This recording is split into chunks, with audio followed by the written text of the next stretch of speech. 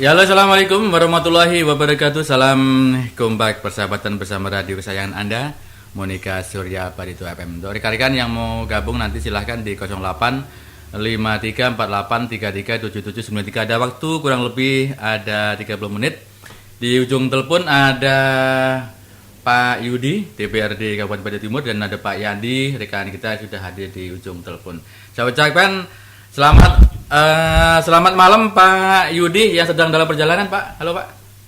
Halo, assalamualaikum warahmatullahi wabarakatuh. Selamat malam pemirsa yang ada di Radio Monika FM. Selamat malam Bung Yandi. Ini saya senang nih disandingkan terus dengan Bung Yandi nih.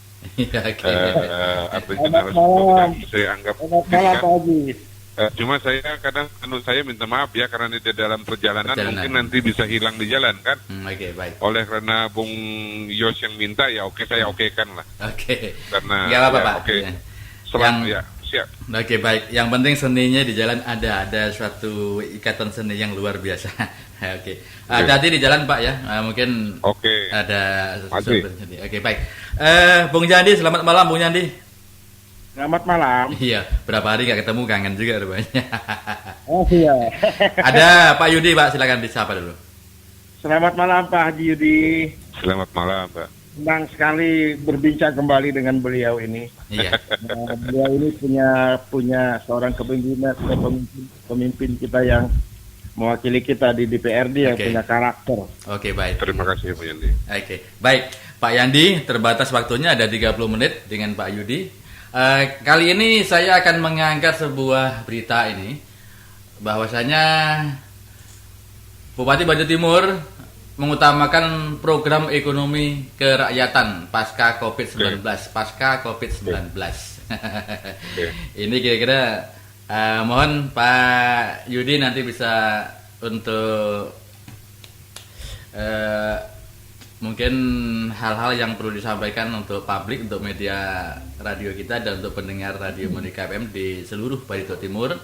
Di dalam mengatur strategi yang diutamakan untuk rakyat, pemerintah Kabupaten Barito Timur, Provinsi Kalimantan Tengah mengutamakan program ekonomi kerakyatan yang menjadi landasan untuk memulihkan kembali perekonomian yang terhambat pasca pandemi COVID-19 yang terdampak secara menyeluruh. Hal tersebut disampaikan Bupati Barito Timur. Pak Yudi, silakan.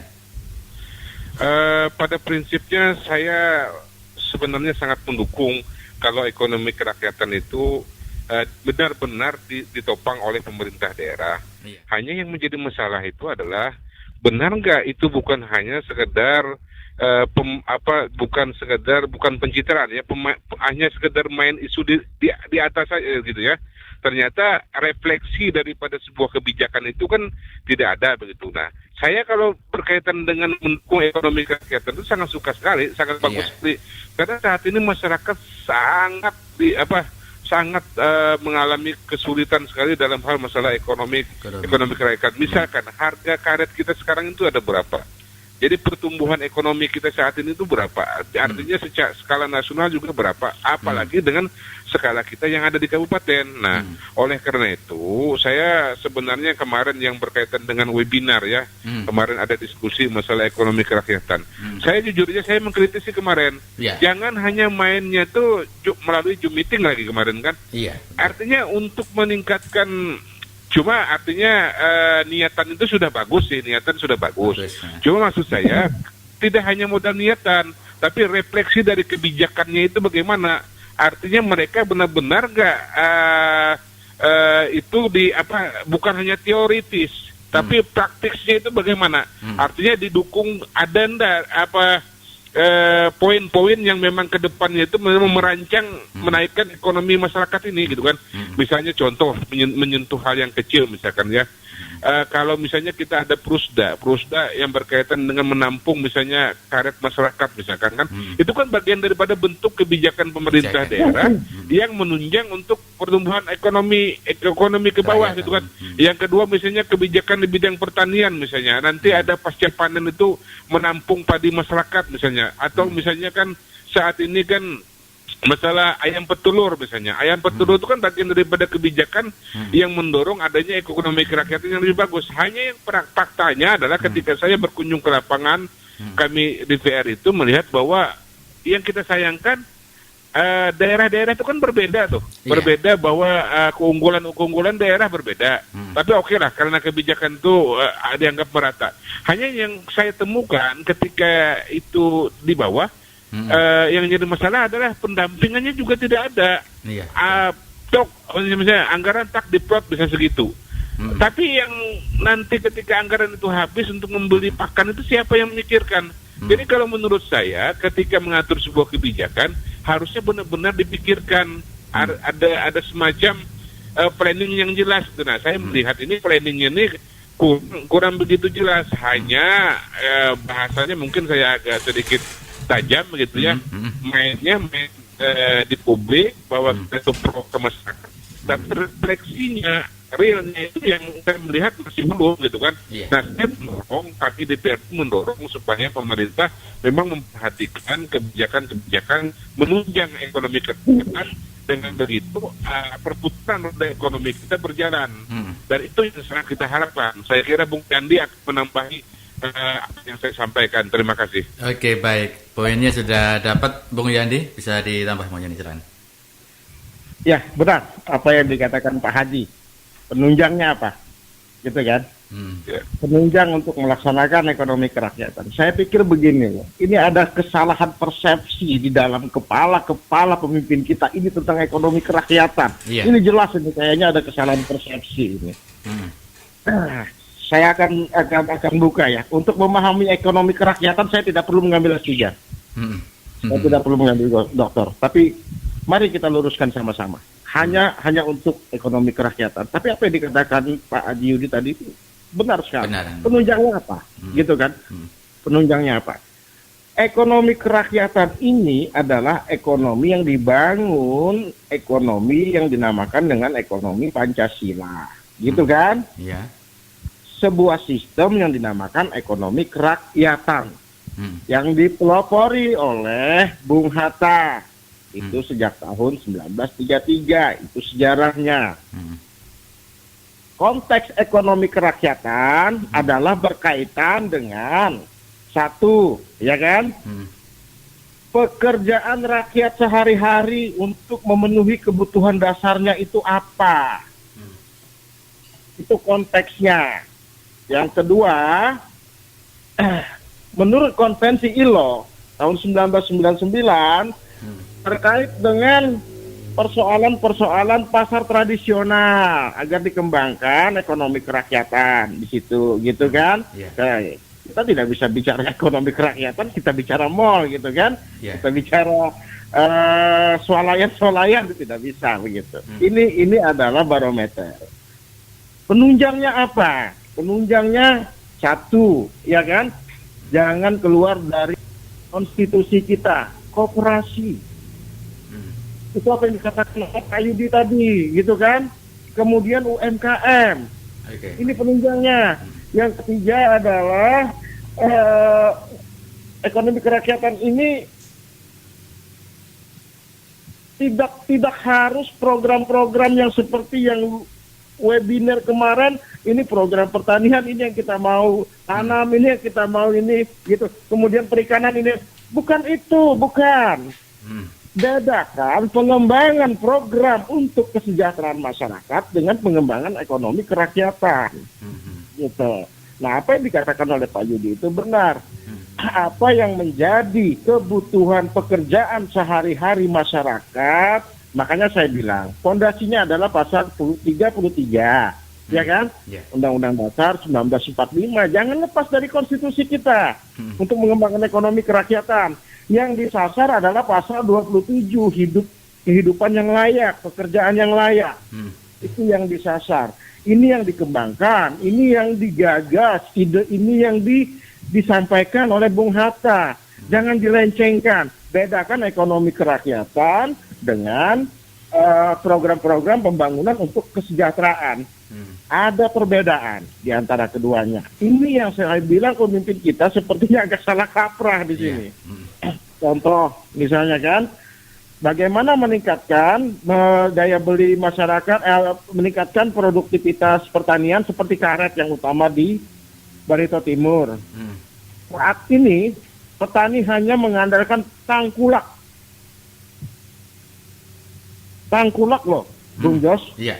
Adakah peran pemerintah turun dalam hal ini untuk membantu para petani karet?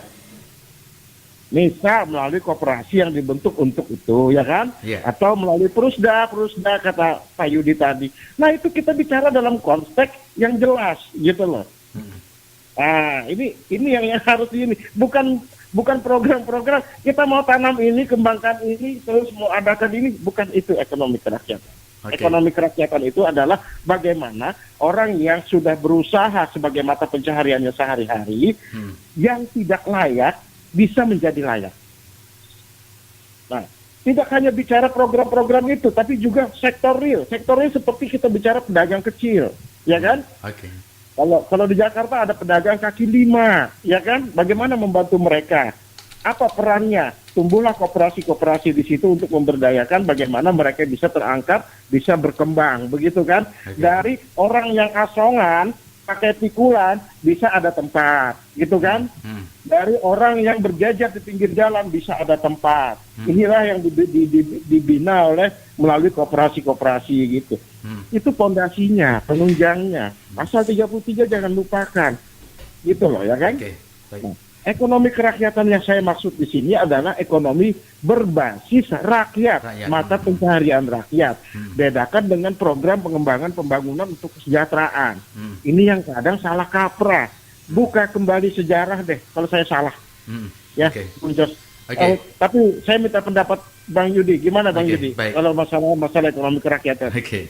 Baik, ditahan dulu Bung Yandi, Bang Yudi nampaknya di perjalanan dan putus. Saya coba untuk menghubungi lagi sebentar ya.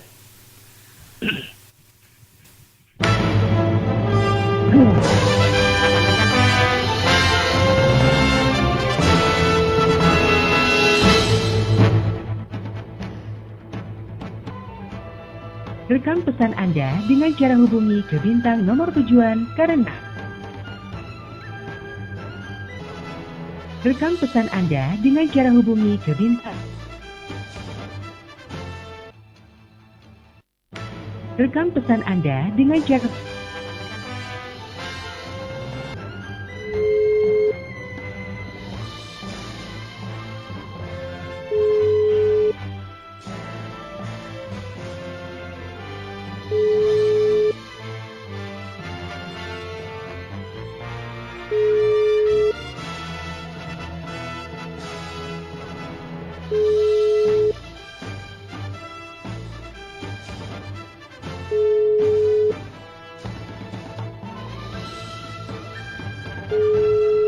nomor yang Anda tuju sedang tidak dapat menerima panggilan. Rekam pesan Anda dengan cara hubungi ke bintang nomor tujuan karena nomor yang Anda tuju sedang. Oke, baik, hingga saat ini Anda masih bersama kami di gelombang saluran Anda. Mohon maaf Bung Yandi, Pak Yudi mungkin di jaringan yang jauh dari LAN atau teleponnya, mungkin tidak bisa nggak bisa ada sinyal mungkin. Nah, kemudian saya tadi mencoba untuk dari eksekutif Pak Panahan PLT Sekda Kabupaten Batu Timur juga tidak bersedia mengangkat. Oke, baik, Bung Yandi. Berkaitan dengan ekonomi kerakyatan, lalu di situ ada kegiatan-kegiatan yang ada hubungannya dengan ekonomi yang dibangun dengan satu sistem yang mana sistem tadi mengarah sesuai dengan apa yang dimaui oleh salah satu pimpinan daerah, umpamanya seperti itu. Ini bagaimana kira-kira? Jadi begini, ada program yang diajukan. Ya intinya dari kemarin sampai hari ini ada pembahasan APBD ya, 2021. Saya belum melihat, belum tahu karena baru selesai hari ini tadi pembahasannya. Tapi kita akan bisa menilai nanti dari APBD itu, apakah sesuai dengan visi dan misi Pak Bupati, ya kan? Apa pernyataan atau statement Pak Bupati untuk ekonomi kerakyatan ke depan ini akan terlihat di APBD untuk sementara di awal tahun depan. Iya. Gitu kan. Bicara jangka menengah. Bicara jangka pendek, tadi statementnya masalah COVID ya. Nah, saya pikir ekonomi kerakyatan yang pasca COVID ini yang harus didasari mungkin terkait dengan bansos, terkait dengan sektor real, bagaimana membantu para pedagang kaki lima, pedagang kecil. Itu dulu. Ada tidak terlihat dari program-program mereka. Iya. Saya belum melihat ini persoalannya. Ketika bicara ekonomi kerakyatan pasca COVID gitu loh, ya kan? Nah, ini yang saya agak rancu sedikit. Karena ekonomi kerakyatan ini adalah sebuah sistem yang dibicarakan tidak bisa jangka pendek. Oke, kita tolerir dalam bahasa pasca COVID ini berarti program jangka pendek gitu kan. Iya. Tapi kita mau lihat program yang dilaksanakan oleh Pemkab Bartim dalam perubahan APBD dalam APBD tahun 2021, ya kan? Mencerminkan itu tidak. Apabila tidak mencerminkan itu, ini hanya sekedar wacana, hanya sekedar pencitraan. Statement itu hanya pencitraan. Saya belum membaca sih pengajuan pembahasan mengenai APBD, perubahan APBD dan APBD 2021 ya. Nah, kalau itu sudah terbaca, kita akan bisa menilai. Ini adalah kepanjangan dari webinar kemarin yang membahas juga tentang permasalahan ekonomi kerakyatan, yang mana saya melihat di dalam webinar itu tidak ada tanda-tanda yang ada kaitannya dengan ekonomi kerakyatan. Yang ada itu hanya pemaparan dari dinas dan kantor yang ada. Nah, kemudian kalau seandainya demikian ini, Bung Yandi, apakah ini juga bisa dijadikan acuan untuk dasar ekonomi kerakyatan? Silakan. Jadi begini, ekonomi kerakyatan ini sejak berdirinya negara ini sudah punya konsep. Iya. Sudah punya konsep, jelas fondasinya di dalam pasal 33. Apa yang diprogramkan dalam pasal 33 itu, ya kan?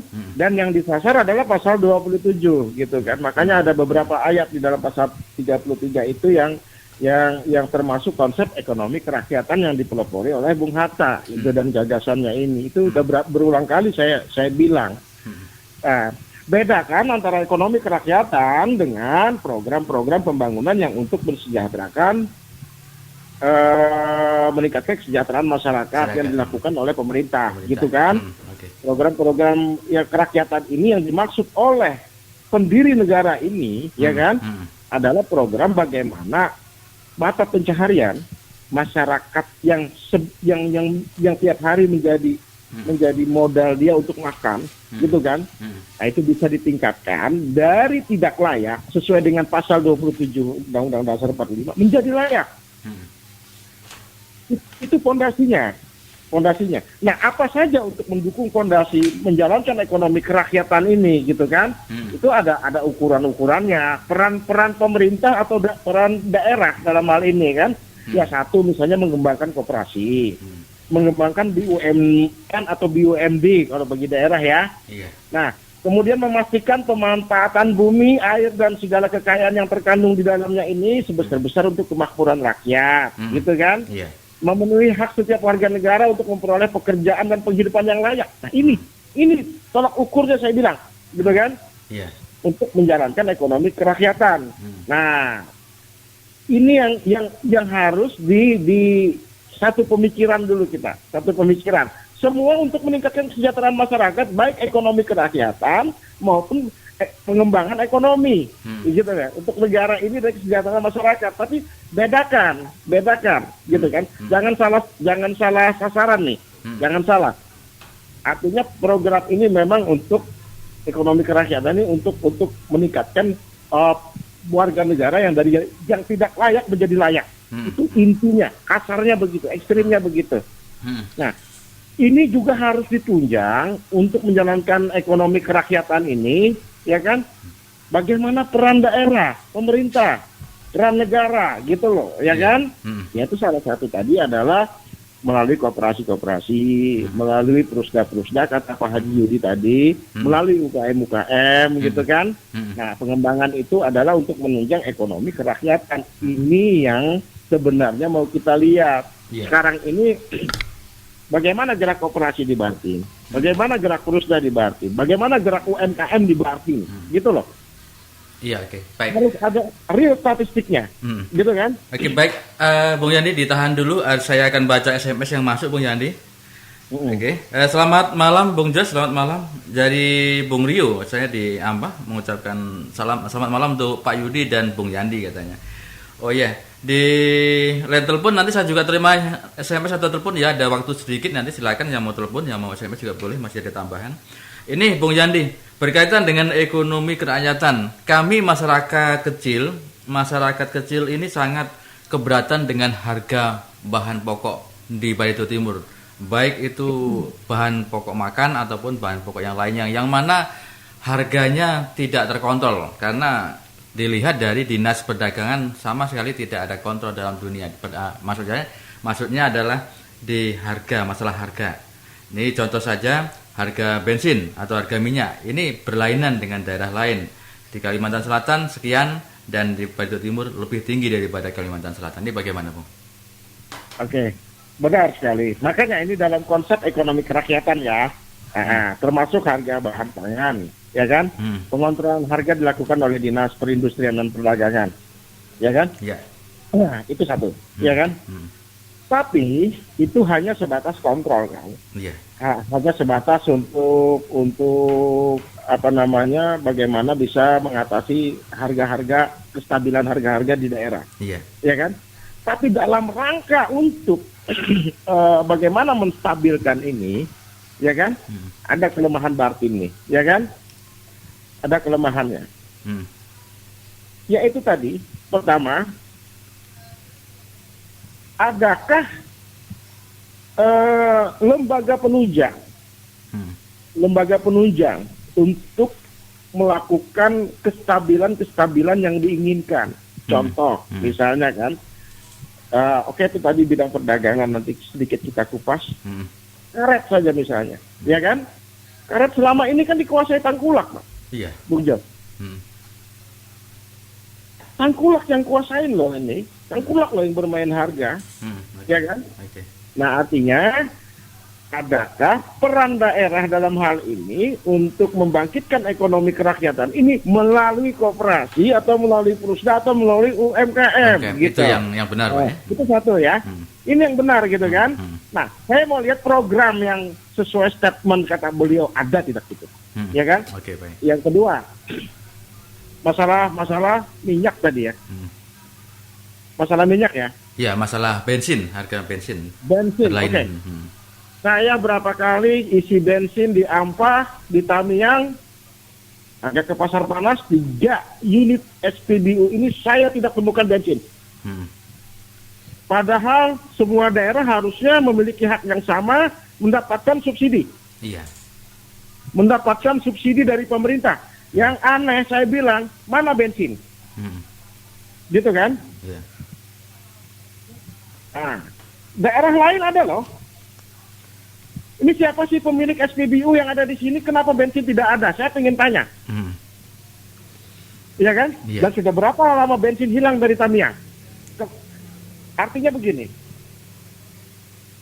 Bartim adalah satu wilayah pemekaran dari Barito Selatan, ya kan? Kemudian memiliki SPBU sendiri, mengembangkan sendiri. Tentu ada hak dong untuk mendapat subsidi bahan bakar dari pemerintah pusat, ya kan? Nah, subsidi itu kan dilakukan melalui premium. Saya tidak pernah melihat ada premium. Yang ada itu adalah bahan bakar Pertamax, Pertalite. Kalau untuk sejenis kendaraan bensin ya. Nah, kemudian ada solar ya, lain lagi lah ceritanya Deklight ya. Tapi kita bicara tadi bahan bakar yang paling merakyat itu adalah bensin, gitu kan? Saya tidak temukan. Padahal Barito Timur memiliki hak subsidi. Kemana bensin Barito Timur? Itu loh yang jadi pertanyaan saya. Oke, baik. Mana perdagangan dan perindustriannya? Nah, ya kan? Kontrol harganya. Ini benar, pertanyaan ini benar loh. Betul. Pertanyaan saudara Rio ini benar. Dan saya kemukakan saja. Saya tidak menemukan di 3 SPBU ini bensin premium. Kemana dihilangkan subsidi kita ini?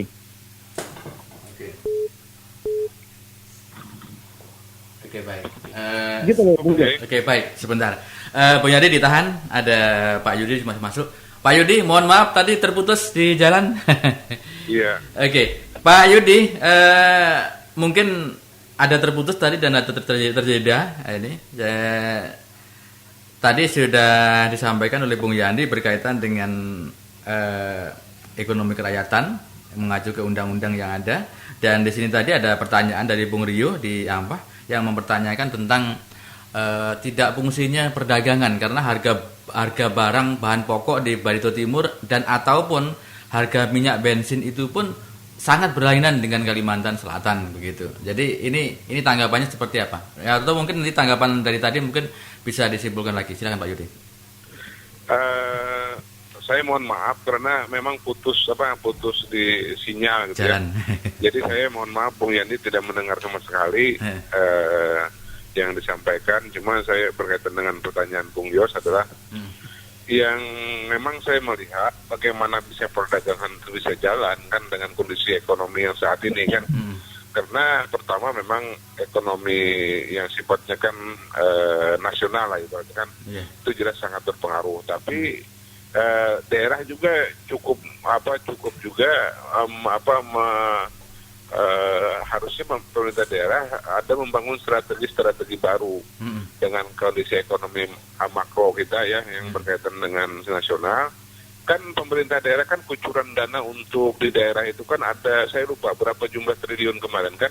Nah, serapan anggaran kita untuk pemerintah daerah bertentu masuk rendah di periode yang kedua ini kan.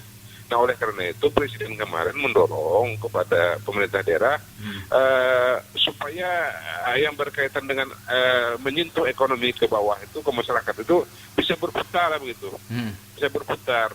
Nah, contoh misalkan proyek apa namanya yang di desa itu kan yang melibatkan langsung masyarakat itu kan, mereka kan dapat upah dari situ. Iya. Nah, itu kan salah satu pendorongnya. Jadi ketika itu bergulir di daerah, itu adalah salah satu contoh, otomatis atau misalnya tadi harga karet itu ditunjang oleh pemerintah daerah melalui Prusda itu, misalnya kan harga karet kan stabil. Nah, otomatis perputaran roda ekonomi, stabilitas ekonomi di tingkat masyarakat secara luas itu kan menjadi lebih bagus. Otomatis roda perdagangan kita juga bagus. Artinya kan harga-harga juga tidak terlalu tidak seperti yang saat ini kan nilai barang itu jauh di atas nilai uang. Artinya ketika kita belanja ke pasar dengan uang 100.000 itu ya hampir tidak kita dapatkan apa-apa. Kalau dulu kan kita ke pasar uang 100.000 istilahnya tuh di sini kita membawa kompe itu di situ sudah ada gulanya, di situ ada berasnya, di situ ada ikannya kan. Iya. Sekarang uang 100.000 mungkin cukup untuk beli berasnya saja. Nah, oleh karena itu dampak terhadap perdagangan itu sangat jelas sekali kan yang kita rasakan gitu kan. Nah, harapan saya memang pemerintah daerah membangun strategi yang bagus untuk memacu ekonomi kerakyatan untuk di daerah kita gitu kan. Nah, saya melihat strategi itu belum ada jelas perencanaannya di pemerintahan ini gitu kan.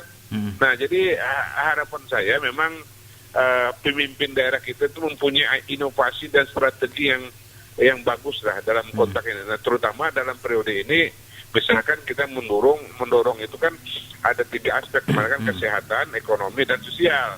Nah, strategi ekonomi dan sosial ini sebenarnya kalau kita formulasinya yang bagus, otomatis itu akan cukup mendorong ekonomi kerakyatan berjalan. Saya kira seperti itu. Oke, baik. Ada yang SMS yang masuk lagi Pak Yudi, mohon ditanggapi. Masih ada waktu sedikit. Dari Bung Andi di Barito Timur. Ya, Bung Andi, selamat malam. Bung Jos, selamat malam. Dan selamat malam Pak Yudi dan Bung Yandi. Selamat malam kembali. Oke, baik. Ini Bang Jos, pemerintah punya program ayam petelur. Saya pun juga ragu-ragu dengan ayam petelur katanya. Apakah ini program coba-coba atau bagaimana, ternyata gagal? Selang berapa lama ayamnya masih ada, pakannya habis dan telurnya pun nggak keluar-keluar. Ini gimana Pak Yudi? Itu kan seperti yang saya katakan pada pembuka tadi kan. Iya. Artinya pemerintah daerah, dan saya sudah langsung terjun ke lapangan. Tadi kan pembuka sudah saya sampaikan, misalnya salah satu program pemerintah dengan ayam petelur. Yang kita dapatkan di bawah itu adalah program ayam petelur, tapi pembinaan dan pendampingan dan dan seterusnya itu kan hampir tidak ada. Iya. Akhirnya ketika ayamnya sudah misalnya jalan beberapa bulan, membeli pakan itu dari mana? Iya. Gitu loh. Membeli Oke. pakannya dari mana? Belum lagi nanti pemasarannya itu bagaimana? Belum misalnya dari pendampingan untuk pemeliharaannya apa. Jadi kalau menurut pendapat saya, ini adalah salah satu program yang sebenarnya hanya sekedar dilepas gitu loh. Coba-coba tanpa ya. perencanaan yang jelas kan seperti itu. Dan saya menganggap ini presentasinya kalau menurut saya boleh dikatakan hampir gagal. Gagal. Nah, kalau misalkan itu benar-benar ada perencanaan dari awal, ini nanti dibantu penyuluh, ini nanti pendanaannya akan bertahap kan, ini nanti juga strategi pemasarannya ada, gitu kan, dan yang menjalankan bukan hanya petugas desa saja, artinya kan ini kan program ekonomi kerakyatan, artinya masyarakat yang memprogramkan itu seperti itu gitu kan.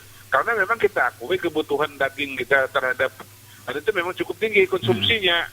Hanya yang jadi masalah adalah pola perencanaannya dan pembinaannya yang menurut saya yang kurang pas. Saya kira itu Bung Yos. Oke, ini boleh dikatakan mungkin program ini program kebingungan nggak, Bung? Program ini sebenarnya ya mau dikatakan dengan Bung Jos dari seperti itu, saya tidak mengatakan tidak begitu ya, karena memang apa tuh ya tadi kayaknya memang ada benarnya yang dikatakan Bung Jos itu kan. Iya, oke, baik. Dengan kondisi yang saat ini memang program COVID ini lalu ditompang di situ, ditompang dengan anggaran dari desa itu gitu kan, sehingga karena sifatnya tidak terencana, tidak terukur dan tidak terarah, maka yang seperti tadi kan, karena tidak direncanakan dari awal.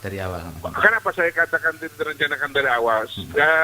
Di daerah yang satu dengan daerah yang lain itu kan Bung berbeda-beda unggulannya. Misalkan di daerah Ampa dengan di daerah Ciwiten dengan di daerah Bentot itu kan otomatis kan berbeda.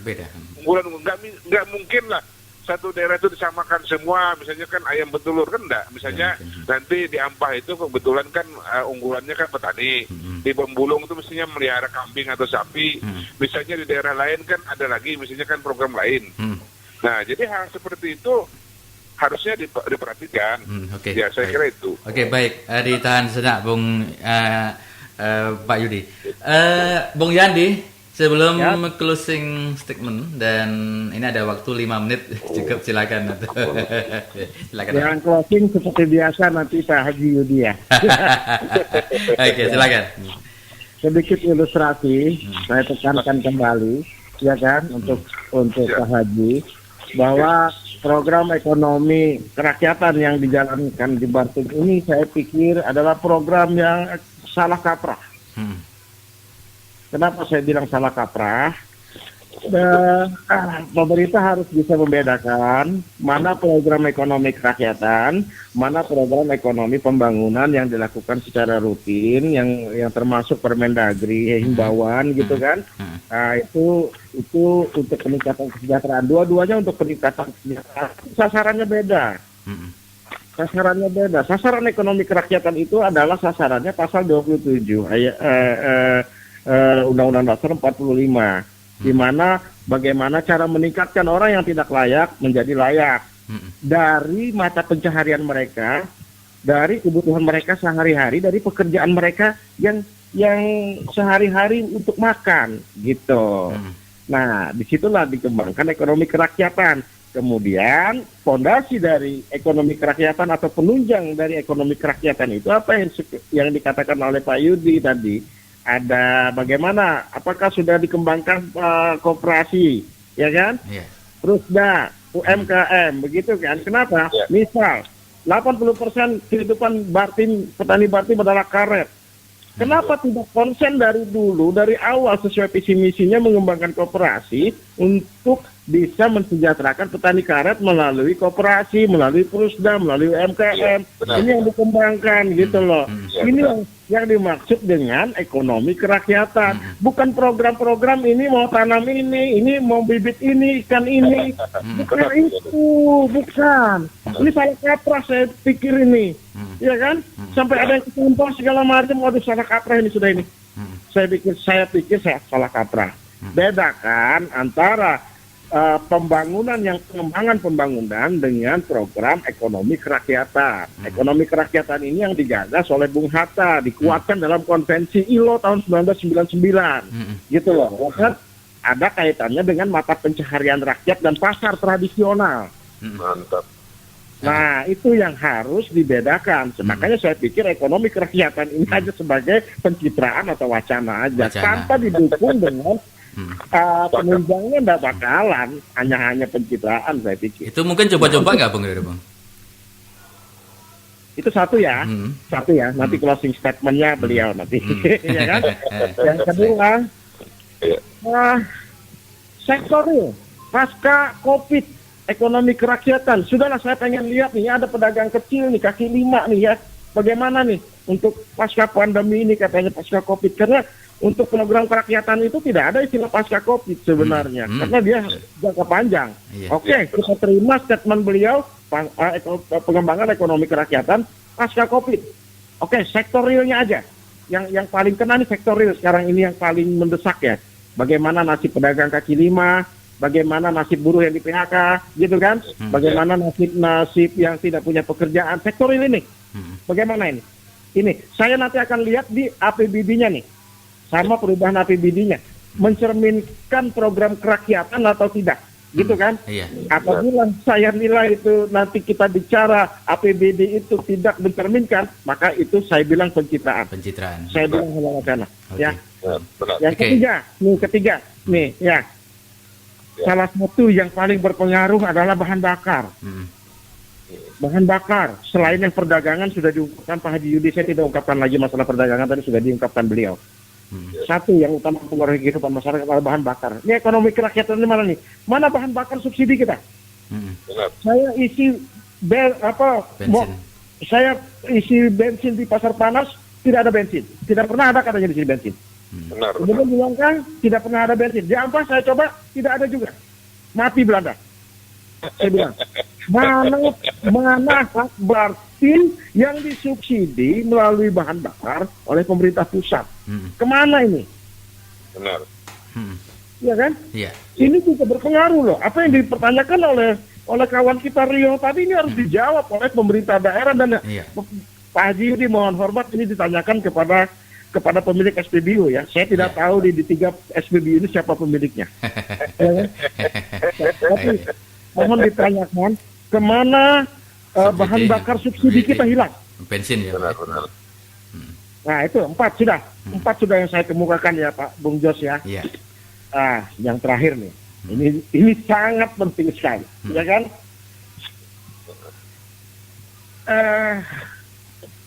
Apapun ya kan? Apapun bentuknya, mau jalankan program kerakyatan, ya kan? Saya melihat ini misalkan saja kemarin ya, saya ambil contoh ya, saya yang agak bingung, kemarin itu pemerintah memprogramkan yang namanya di Dinas Perdagangan tadi ada operasi pasar terbatas, ya kan? Berarti kan dalam kepala saya, ada pasar murah nih, ya kan? Iya. Oh iya, ternyata ada pasar murah dilakukan oleh perdagangan, Dinas Perdagangan. Tapi ketika saya perdalam, loh kok ini jualan? Jualan. Artinya kerjasama mengambil bahan dari Bulog, ya kan? Iya. Dijual dengan harga Bulog, gitu kan? Iya. Berarti kan bukan program pasar terbatas. Berarti kan ini jualan.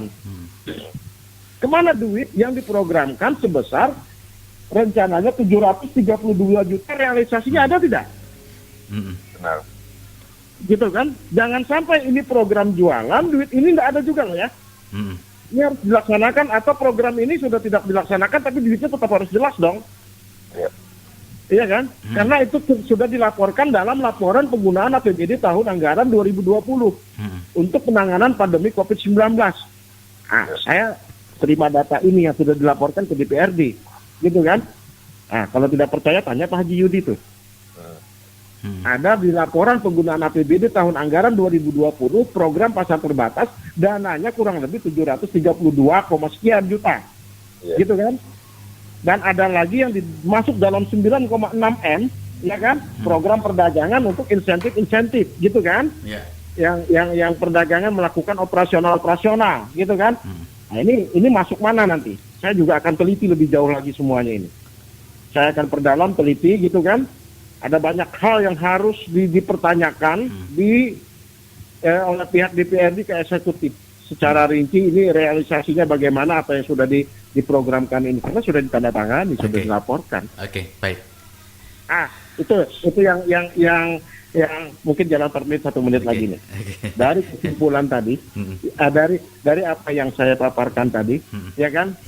Pertama, saya pikir ekonomi kerakyatan ini sudahlah. Seperti saya ulang kalimat Bung Marinus dulu, ya kan? Konsepnya tidak jelas, gitu kan? Nah, yang kedua, ya kan? Kita kehilangan minyak subsidi yang disubsidi oleh pemerintah. Tolong itu selidikin ke DPRD ya. Kalau misalnya di dalam radio ini ada APH juga mohon diselidikin ya kan, karena itu adalah hak rakyat Bartim. Apakah itu memang tidak ada, ya kan? Saya juga tidak menuduh loh Bung Jos ya. Tapi saya merasa aneh kok tidak ada subsidi minyak di Bartim gitu loh. Seluruh Indonesia ada, kenapa Bartim tidak ada, gitu kan? Ini saya aneh loh. Ini harus dipertanyakan ini. Dan sudah berapa lama ini hilang, gitu kan? Nah, kalau misalnya transaksi tetap ada di Depok, Banjarmasin sana premium, gitu kan? Waduh, saya benar-benar mati Belanda kalau mikirkan ini. Nah, itu yang itu yang saya garis bawahi. Kebetulan ini pertanyaan dari saudara Bung Rio yang berjasa besar mempertanyakan hal ini malam ini. Kemudian kita ingat semua. Nah, silakan untuk closing ke beliau saja. Oke, baik. Terima kasih Bung Yandi. Pak Yudi, ada waktu 1 menit Pak, silakan Pak. Sekaligus closing statement Pak, silakan. Closing statement saya adalah saat ini program ekonomi kerakyatan itu hanya sebatas program di awang-awang. Karena apa yang saya katakan seperti itu lebih kepada sekedar wacana yang sebenarnya implementasinya saya kira belum akan bisa dilaksanakan. Karena apa? Karena memang saya melihat belum ada niatan yang sangat serius untuk menggerakkan ekonomi kerakyatan itu dengan yang seharusnya. Nah, apa yang kita sampaikan tadi adalah mudah-mudahan pemicu bagi pemerintah daerah untuk membuktikan kepada masyarakat, terutama masyarakat bawah, memang ada kebijakan yang pro kepada masyarakat bawah, terutama penggerak ekonomi kerakyatan tadi. Nah, jadi saya berharap dengan adanya perbincangan malam ini itu bagian daripada upaya kita untuk memicu mereka bahwa yang kita tangkap saat ini adalah mainnya media, tapi realnya dalam arti implementasi itu sangat jauh, Bung Jos. Baik. Nah, jadi mungkin itu yang dapat saya sampaikan. Saya juga minta maaf kepada pemirsa Radio Monika FM karena tadi saya terputus dan Bung Yandi. Saya senang sekali diskusi dengan Bung Yandi ini. Mungkin nanti ada diskusi yang nyata di luar media radio ini kan. Saya belum pernah ketemu loh dengan Bung Yandi ini. Sama Bung. Tapi saling merindukan. Jalan-jalan Pak. Saya terima kasih ya. Monika FM, mohon maaf Bung Yandi, terima kasih. Baik. Saya ucapkan Assalamualaikum warahmatullahi wabarakatuh dan selamat malam. Baik. Terima kasih Pak Yudi. Assalamualaikum warahmatullahi wabarakatuh. Pak Bung Yandi, terima kasih Bung. Selamat malam dan salam sejahtera Bung, dan Assalamualaikum warahmatullahi wabarakatuh. Itulah tadi bincang-bincang saya dengan Bung Yandi dan Pak Yudi berkaitan dengan ekonomi kerakyatan, ada tanda tanya. Baik, terima kasih. Saya Bung Jos Bimasina mengucapkan selamat malam dan Assalamualaikum warahmatullahi wabarakatuh.